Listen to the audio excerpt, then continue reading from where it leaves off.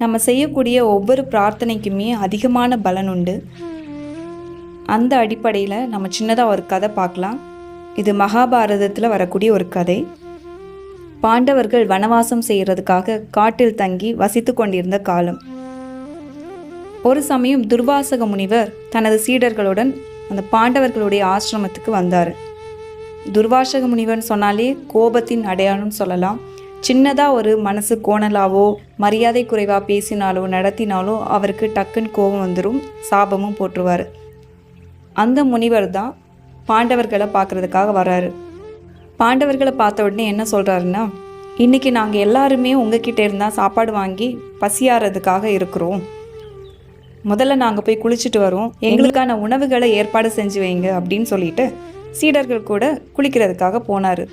அதே சமயத்தில் பார்த்தீங்கன்னா திரௌபதி கிட்ட ஒரு அக்ஷய பாத்திரம் இருக்குது. அந்த அக்ஷய பாத்திரம் எவ்வளோ உணவு கேட்குறோமோ அந்த அளவுக்கு உணவு கொடுக்கும். அந்த அக்ஷய பாத்திரம் மூலமாக தான் தினமும் அவங்க உணவு சாப்பிட்டுட்டு வருவாங்க. அன்னைக்கான நாள் சாப்பாடை திரௌபதி பாண்டவர்கள் அனைவருக்கும் கொடுத்துட்டு தானும் சாப்பிட்டுட்டு அந்த அக்ஷய பாத்திரத்தை கழுவி வச்சுட்டாங்க. பாத்திரத்தை கழுவி காய வச்சதுனால அன்னைக்கான உணவு கிடையாது, மறுநாள் தான் உணவு தயாராகும். அப்படி இருக்கும் சூழ்நிலையில் துர்வாசக முனிவர் நம்ம ஆசிரமத்துக்கு பசியாறணும்னு நினைக்கிறாரே, இந்த நேரத்தில் நான் என்ன பண்ணுவேன் அப்படின்னு சொல்லி திரௌபதியும் பாண்டவர்களும் ரொம்பவே கவலைப்படுறாங்க. இப்போ முனிவர் குளிச்சுட்டு வரும்போது சாப்பாடு இல்லைன்னு சொன்னால் ரொம்பவே கோவப்படுவாரே, சாபமிடுவாரே அப்படின்னு நினச்சிட்டு ரொம்பவே வருத்தப்படுறாங்க. அந்த நேரத்தில் திரௌபதிக்கு ஒரு யோசனை வருது. உடனே ஸ்ரீ கிருஷ்ணரை பிரார்த்திக்கிறா. ஸ்ரீ கிருஷ்ணரும் அவளோட பிரார்த்தனைக்கு செவி சாய்க்கிறாரு. பக்தர்களின் பிரார்த்தனை பகவானின் காதுகளில் கேட்கும் தானே, அதே போல்தான் திரௌபதியின் பிரார்த்தனையும் ஸ்ரீ கிருஷ்ணர் உடனே கேட்டுவிட்டார். பிரார்த்தனையை கேட்ட கிருஷ்ணரும் அங்கே வந்தார். வந்தவருக்கு பசி, எனக்கு ஏதாவது சாப்பிட கொடுங்க, ரொம்ப பசியா இருக்கு அப்படின்னு சொல்லி கத்திக்கிட்டே இருக்கிறாரு.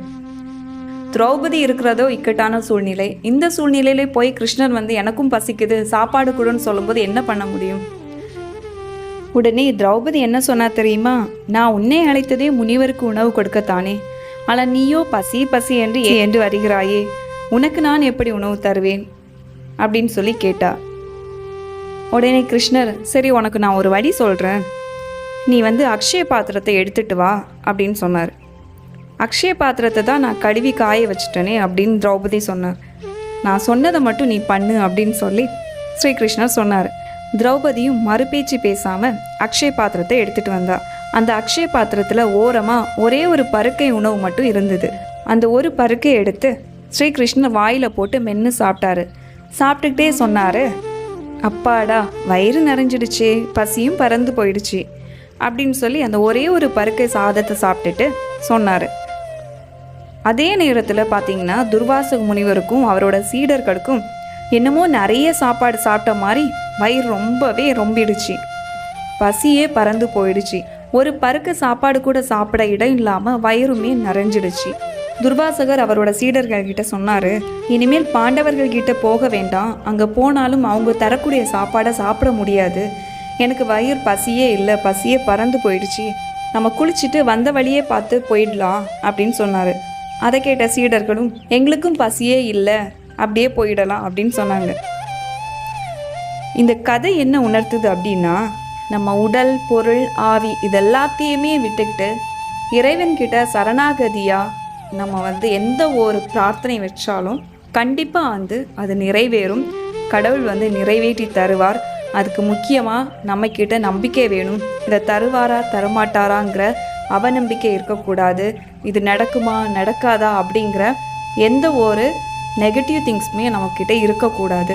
முழு சரணாகதியோட இறைவனை நினைக்கும் போது கண்டிப்பாக நமக்கு நல்லதே நடக்கும். இந்த கதையில் ஸ்ரீகிருஷ்ணா சாப்பிட்ட உடனே எப்படி துர்வாசக முனிவருக்கும் அவரோட சீடர்களுக்கும் பசியே இல்லாமல் போயிடுச்சுன்னு நம்ம நினைக்கலாம். கடவுள் சாப்பிட்டா அது நம்ம அனைவரும் சாப்பிட்டதற்கு சமம்தான். ஸ்ரீகிருஷ்ணரோட லீலைகள்னு இது ஒன்றுன்னு சொல்லலாம். கடவுளை நம்பினோர் கைவிடப்படார்.